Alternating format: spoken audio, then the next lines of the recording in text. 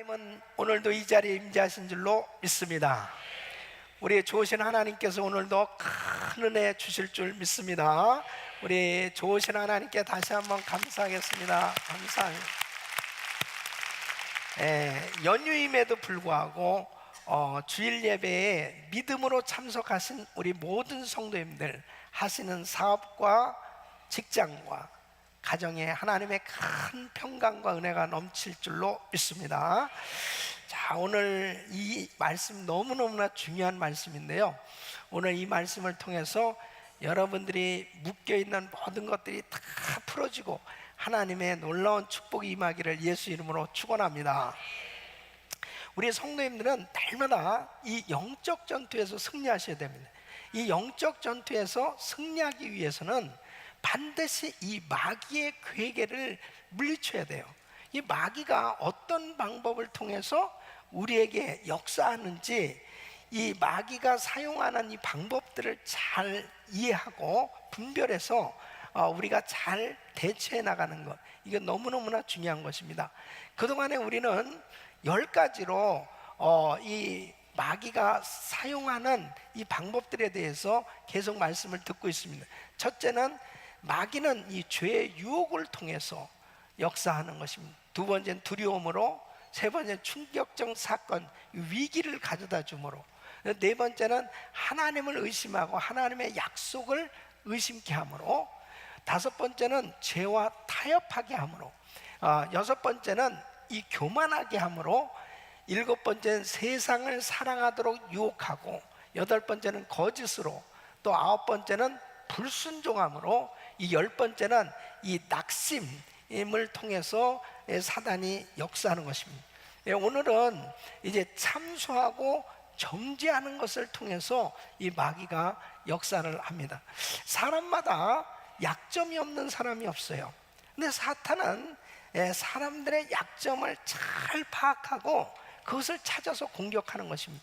그래서 특별히 성도들이 말씀대로 살지 못하는 부분, 그리고 그 잘못된 습관 때문에 자주 넘어지는 것, 이런 것들을 사단은 교묘히 잘 파악하고 그것을 공격할 때 대부분 이러한 사단의 공격을 받게 되면 이 정죄의식을 갖게 됩니다.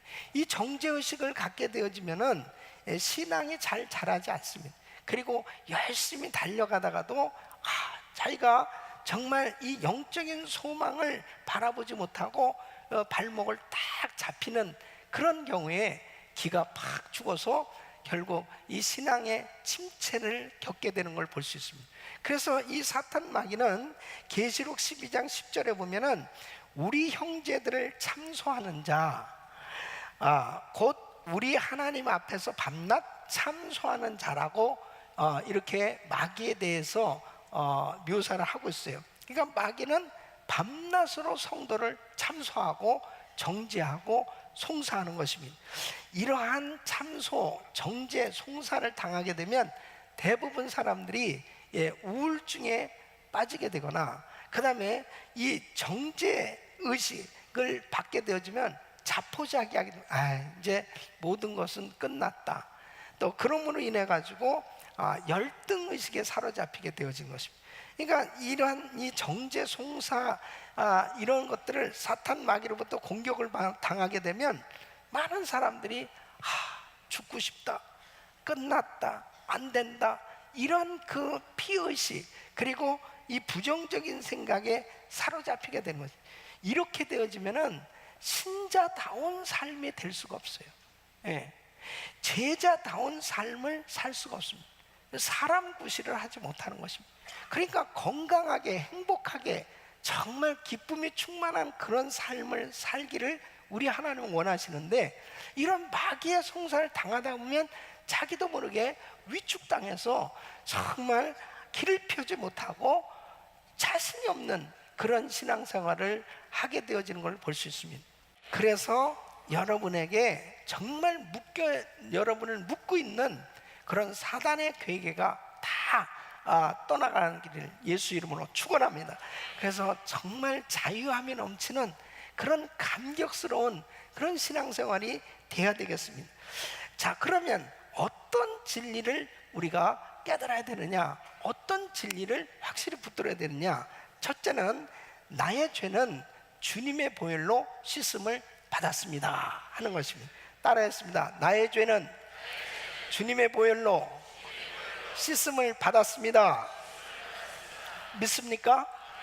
여러분, 골로새서 1장 14절 보면 그 아들 안에서 우리가 구속 곧 죄사함을 얻었도다. 요한일서 2장 12절 보면 자녀들아, 내가 너에게 쓰는 것은 너희 죄가 그의 이름으로 말미암아 사함을 얻으며 그랬습니다. 그러니까 뭐냐면 둘 다 과거체를 사용하고 있어요. 다시 말씀드리면 앞으로 죄사함을 받을 것이다가 아니고 예수 그리스도를 믿는 그 순간에 나의 모든 죄는 사함을 받게 되었다 하는 것입니다. 믿는 순간 이미 모든 죄의 죄사함을 받은 줄로 믿습니다. 그래서 예수님이 나의 죄를 다 담당하신 것, 화목제물 대신 예수님의 피로 바로 나의 모든 죄를 멸해 주시고, 이제 우리 주님은 나의 죄를 더 이상 기억치 아니하신다 이렇게 말씀하고 있어요. 그래서 이사야서 43장 25절 보면 나는 나를 위하여 내 허물을 도말하는 자니 내 죄를 기억치 아니하리라. 여러분, 주님께서 우리 죄를 깨끗이 씻어주실 뿐 아니라 내 과거의 죄에 대해서도 더 이상 기억치 아니하신다는 거예요. 예? 여러분, 주님이 내 죄에 대해서 기억치 아니하신다는 것은 얼마나 우리에게는 큰 은혜가 되는 것입니다. 예? 주님이 더 이상 기억치 아니해 주신다는 거예요. 그러니까 우리 주님의 그 보혈로 우리의 죄를 다 씻어주시고, 그리고 내 죄는 깨끗이 도말해 주시고, 그리고 이 죄는 더 이상 기억치 아니해 주시는 완벽한 그러한 죄사함을 허락해 주신 것을 믿으시기 바랍니다. 두 번째는 나는 의롭게 되었습니다. 따라했습니다. 나는 의롭게 되었습니다. 누구 때문에요? 예수님 때문에. 여러분, 33절 오늘 이 본문 말씀 보면은 다 같이 한번 읽어보겠습니다. 시작. 누가 능히 하나님의 택하신 자들을 송사하리요 의롭다 하시니는 하나님이시니 그랬습니다. 누가 능히 하나님의 택하신 자들을 송사하리요. 능히라고 하는 이 단어는 바로 그들의 송사에는 힘이 없다는 거예요. 예? 누가 택하신 자들을 고발하겠느냐? 바로 더 이상 이 마귀가 송사하고 고발하는 것에는 힘이 없고 위력이 없다는 것입니다. 왜? 주님께서 이미 의롭게 해주셨기 때문에. 그러니까 주님께서 의롭게 해주셨을 때는 바로 더 이상 마귀의 송사에는 구속력이 없다는 것입니다. 자, 이제 하나님의 법정이 열렸습니다. 검사와 그 다음에 판사 그리고 변호사 이렇게 모였습니다. 그 중간에 자신이 서 있는 거예요. 이제 자기 자신이 자기를 송사합니다. 자기를 송사하는 것은 바로 양심이 검사가 돼서 자기를 송사하는 거예요. 그러니까 내가 크리스찬이냐? 너 그런 잘못을 하고서 네가 성도냐? 그러면서 너는 유죄야. 그러면서 자기 자신이 자신의 양심이 가책을 하면서 검사로서 자기를 계속해서 고발을 하는 거예요. 그렇지, 나는 죄인이야, 나는 자격이 없어, 자책감에 빠집니다. 그러면서 주님 앞에 죄송한 마음을 갖고 있는 거예요. 그때 율법이라고 하는 검사가 딱 나타나서 이제 이 율법을 통해서 이제 죄를 다 드러내는 것입니다. 이 거울처럼 자신의 실상을 비추고 자신의 죄를 들춰내니까 죄인임을 보게 되는 거죠. 결국 하나님의 말씀대로 살지 못한 자기가 다 적나라하게 드러나는 것입니다. 그래, 나는 정말 죄인이야. 나는 잘못했어. 그 순간에 또 마귀가 검사로 나타나는 거예요. 그동안에 내가 잘못한 모든 죄의 목록을 가지고 이 마귀가 너 이런 죄를 짓고 있잖아 하면서 이제 너는 죄인이야 하고 또 고발을 합니다. 이렇게 양심이, 율법이, 마귀가 끊임없이 나의 죄를 계속 고발하고 고소하고 그렇게 송사를 하는 거예요. 그때에 바로 예수님이 나타나셨습니다. 바로 예수님은 변호사로 말씀을 하십니다. 그래요, 맞아요, 이 사람은 죄인이에요. 그러나 내가 저의 죄를 대신해서 피 흘려 죄값을 다 치르고 나의 의를 저에게 선물로 주었습니다. 그래서 더 이상 이 사람의 죄는 이제 없습니다. 해결이 됐습니다. 그러면서 변호를 하시는 거예요. 요한일서 2장 1절에 이렇게 말씀하고 있습니다. 나의 자녀들아, 내가 이것을 너희에게 쓰면 너희로 죄를 범치 않게 하려 함이라. 만일 누가 죄를 범하면 아버지 앞에서 우리에게 대언자가 있으니 곧 의로우신 예수 그리스도시라. 여러분, 대언자라고 하는 것은 이 파라클레토, 변호사란 뜻이에요. 원어로 변호사. 그러니까 우리 예수님께서 변호를 이렇게 해주시는 것입니다. 바로 우리 주님이 나를 품에 안으시고, 맞아요, 이 사람은 죄를 지었어요. 무서운 죄를 지었어요. 그런데 내가 이 사람의 죄값을 다 지불해 주었기 때문에 이제 더 이상 이 사람의 죄는 없습니다 하고 우리 예수님이 다 변호를 해주십니다. 여러분, 만일 사람이 자기가 억울한 일을 당하고 있었을 때도 능력 있는 변호사가 딱 나타나가지고 이 사람은 정말 이렇고 저렇고 해서 정말 죄가 없다고 그래서 무죄 판결이 된다고 그래도 얼마나 기쁘겠어요.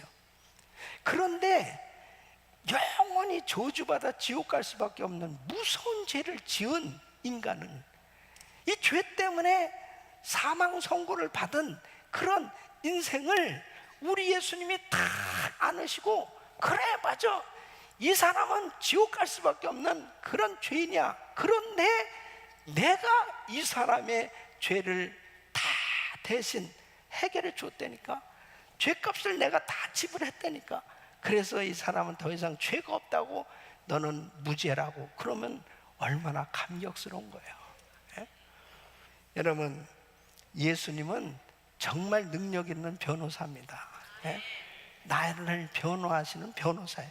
그런데 이때 이제 이 말씀을 다 들었어요. 자, 검사로서 양심이, 그 다음에 또 율법이, 그리고 마귀가 나를 참소했어요. 그때 예수님이 이렇게 딱 변호를 하셨습니다. 이제 재판장 되시는 하나님께서 판결을 내리시는 거예요. 맞다, 저가 죄를 지었다. 그러나 내가 나의 아들의 핏값을 저에게 주어 저의 죄를 사하고 아들의 의를 저에게 주어 저를 의롭게 하였다. 예수의 죽으심과 부활이 이를 증명한다. 그러므로 저는 더 이상 아무도 정죄할 수가 없다. 무죄 석방. 할렐루야. 진짜 여러분, 바로 영원히 저주받아 지옥 갈 수밖에 없는 나를 우리 예수님이 변호해 주시고, 예수님이 다 죄값을 지불해 주시고, 마귀와 율법과 내 양심의 그 모든 송사를 우리 주님께서 다 예수의 피로 깨끗게 씻어 주셨기 때문에 이제 무죄라고 하는 이런 판결을 받게 된 것, 이것이 하나님의 은혜인 줄로 믿습니다. 그래서 오늘 본문 말씀은 이렇게 담대하게 고백을 하는 거예요. 우리 같이 읽겠습니다. 시작. 누가 능히 하나님의 택하신 자들을 송사하리. 의롭다 하신 이는 하나님이시니 누가 정죄하니. 죽으실 뿐 아니라 다시 살아나신 이는 그리스도 예수시니 그는 하나님 우편에 계신 자요 우리를 위하여 간구하시는 자신이라. 아멘. 죄 문제는 이미 끝난 줄로 믿습니다. 이미 나를 의롭다 하셨는데 누가 정죄하고 누가 고발할 수 있겠냐는 거예요. 바로 우리의 죄는 다 해결되었고 예수 안에서 우리는 의롭다함을 받게 된 줄로 믿습니다.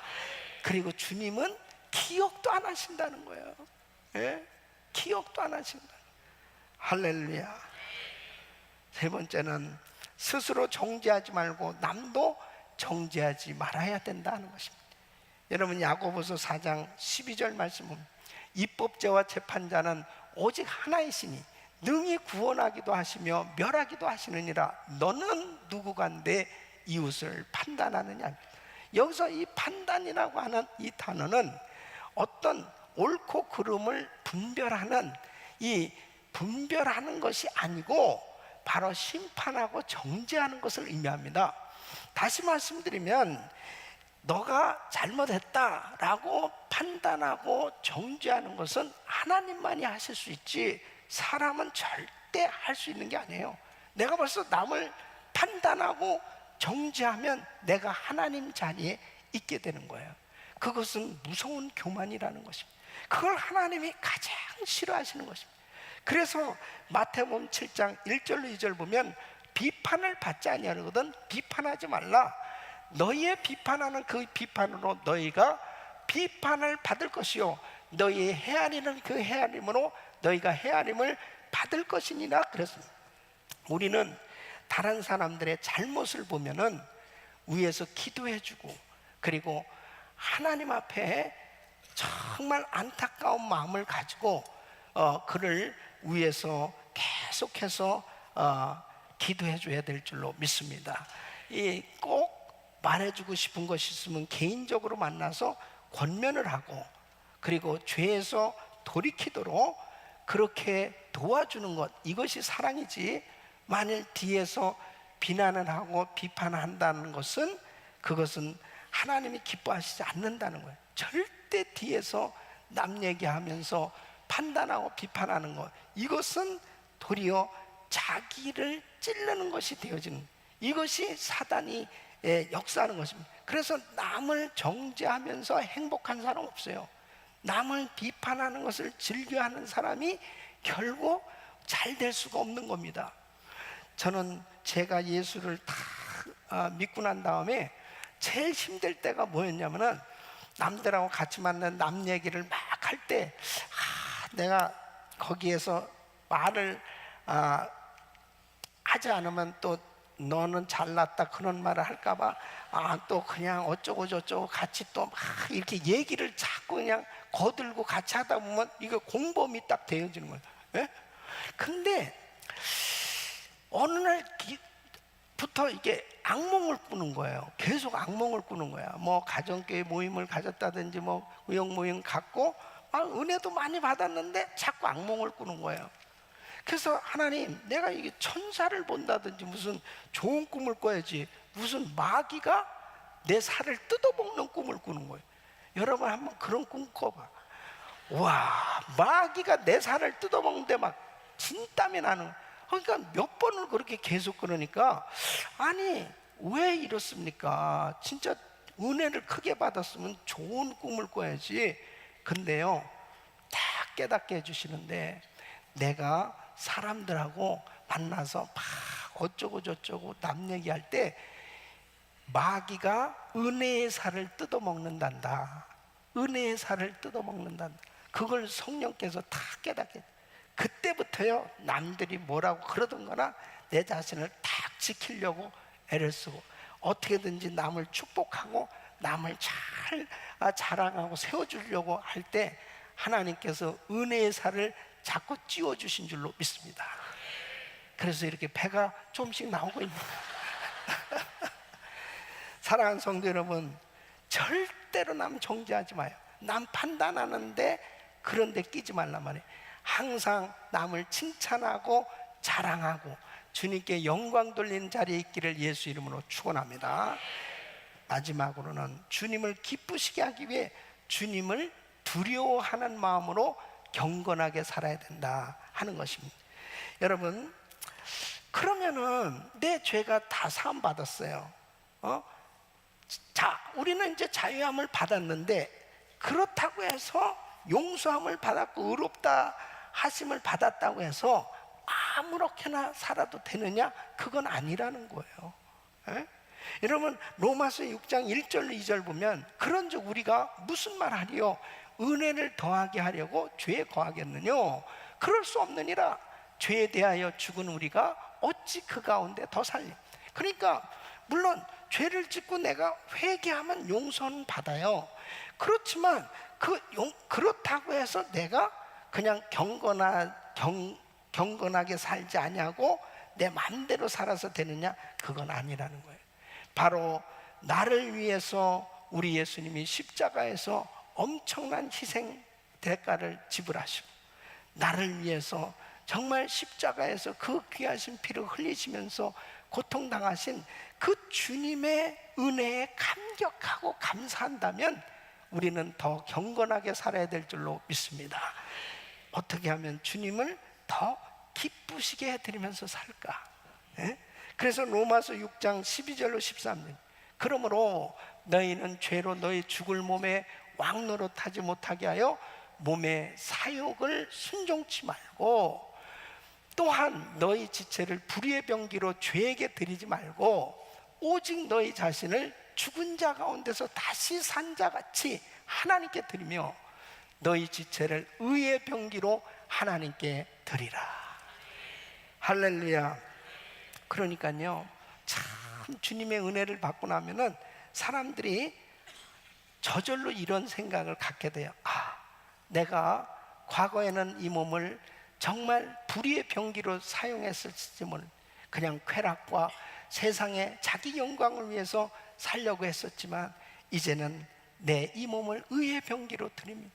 그래서 하나님의 영광을 찬양하고 하나님의 그 놀라운 구원의 은혜를 기뻐하고 감격하는 이런 삶으로 바뀌어지게끔 돼 있는 것입니다. 여러분, 만일 죄 가운데 살면서 전혀 양심의 가책도 없고 나는 죄를 져도 괜찮아, 전혀 부담이 없다, 이 사람은 거듭난 사람이 아닙니다. 사실 거듭난 사람이 아니에요. 진짜 거듭난 사람은 죄 가운데 있으면 이 마음이 가슴이 뛰고요, 그리고 막 불편해서 견딜 수가 없는 거예요. 여러분, 성령으로 거듭난 사람은, 이 죄사함을 받은 하나님의 자녀는 오히려 더 주님을 경건하게 아름답게 섬기게 되는 줄로 믿습니다. 물론 내가 죄를 짓고 회개하면 용서는 받아요. 용서는 받지만 내가 죄의 열매는 내가 먹어야 된다니까. 그러니까 어떤 사람은 그냥 죄 짓고 회개하면 되는데 그러고 막 살아봐. 예? 결국 어떻게 되나? 결국은 마귀에게 잡히게 됩니다. 그러니까 갈라디아서 6장 7절로 8절 보면 스스로 속이지 말라. 하나님은 만울이 여김을 받지 아니하니 사람이 무엇으로 심든지 그대로 거두리라. 자기의 육체를 위하여 심는 자는 육체로부터 썩어진 것을 거두고 성령을 위하여 심는 자는 성령으로부터 영생을 거두리라. 여러분, 다윗이 밧세바와 간음죄를 저질렀어요. 눈물로 회개했기 때문에 죄사함 받았어요. 그러나 자기가 뿌린 그 죄의 씨는 먹어야 되는, 그 열매는 먹어야 되는 아픔이 있었어요. 밧세바 동침에서 난 그 아들을 하나님 치셔서 죽었어요. 그리고 자기 아들 압살롬이 반란을 일으켰어요. 그리고 자기보다 더 많은 사람 앞에서 간음죄를 저지르는 그 소리를 다윗은 마음이 찢어지듯이 아프게 그런 소리를 들어야 했어요. 그것이 바로 뭡니까? 바로 죄의 열매를 먹는 거예요. 죄의 열매는 너무나 고통스러운 것입니다. 여러분, 그렇다고 해서 우리가 율법적으로 살라는 게 아니에요.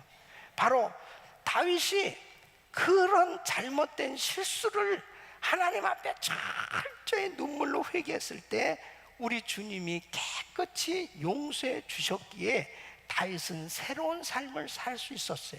이것이 중요한 것입니다. 여러분, 우리가 살아가면서 항상 하나님 앞에 내가 죄 가운데 산다라고 하는 것은 바로 불의의 병기로 내 육체를 드리고 있는 거예요. 그렇기 때문에 성령 충만하게 살면 바로 우리의 육체를 의의 병기로 드리게 되는 줄로 믿습니다. 그리고 어떻게 하면 하나님을 좀 기쁘시게 해드려 볼까, 이런 생각을 저절로 갖게 된다니까요. 그러니까 죄사함을 받았기 때문에 내가 그냥 마음대로 사는 게 아니고, 죄사함을 받았기 때문에 오히려 더 주님 앞에 아름답게 드려지는 그러한 하나님 마음에 합한 삶이 되려고 노력하는 것, 이것이 바로 죄사함 받은 하나님의 자녀의 삶이 되는 줄로 믿습니다. 우리 사랑하는 성도 여러분, 정말 성령을 쫓아 행하는 삶이 되어야 됩니다. 이번에 우리는 GMI 선교대회를 통해서 이제 많은 전 세계에 사역하는 우리 선교사님들이 이제 우리 교회에 몰려오고 있습니다. 또 우리 선교사님들이 가서 사역하면서 그 열매가 바로 현지인 제자들입니다. 이번에 현지인 제자들이 많이 우리 교회에 오게 될 거예요. 하나님을 기쁘시게 해드려 보려고 정말 주님을 만나고 난 다음에 자신의 모든 것들을 포기하고 선교지에 가서 사역하는 우리 선교사입니다. 바로 우리 성도님들은 어떻게든지 정말 나의 사업을, 내가 가진 이 귀한 재능과 재물을 정말 귀한 선교 사역을 위해서 쓰임 받아볼까. 그래서 우리 교회는 정말 최선을 다해서 정직이 선교회와 또 많은 성도님들이 참 귀하게 헌신함으로 인해서 34년 동안 정말 선교 사역을 지금까지 힘껏 힘에 지나도록 그렇게 섬기면서 달려오고 있습니다. 주님을 만나고 나서 보니까 그것이 정말 남는 일이더란 말이에요. 어떻게 하면 하나님을 좀 기쁘시게 해드려볼까. 그러니까 우리가 선교하고 성령을 쫓아 살다 보면 죄 문제는 저절로 해결되는 줄로 믿습니다. 내가 하나님을 기쁘시게 해드려보려는 생각을 하지 않는 그 순간부터 이 사단에게 붙들리는 것입니다. 우리 사랑하는 성도 여러분, 정말 주님의 마음에 합한 삶, 바로 주님을 기쁘시게 하는 삶, 성령 충만한 삶으로 바로 어떤 마귀의 송사도 물리치고 날마다 승리하시기를 예수 이름으로 축원합니다.